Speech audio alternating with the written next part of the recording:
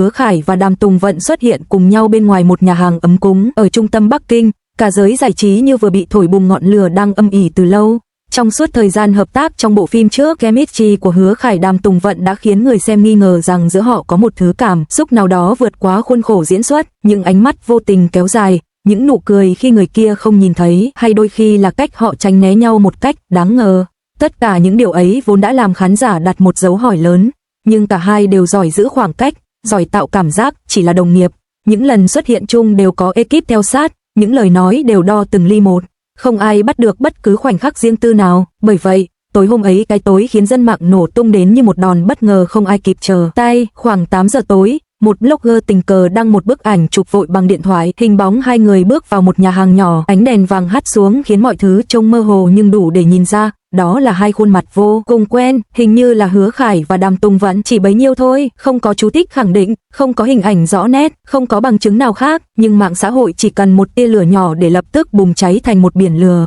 Các diễn đàn bắt đầu chia sẻ chóng mặt, là họ thật kia, tại sao lại đi ăn tối cùng nhau, tình cờ, hẹn hò, hay đang bàn dự án mới, tôi chết rồi, tim tôi không chịu nổi. Thậm chí có fan vừa nhìn thấy lập tức bật khóc vì quá vui.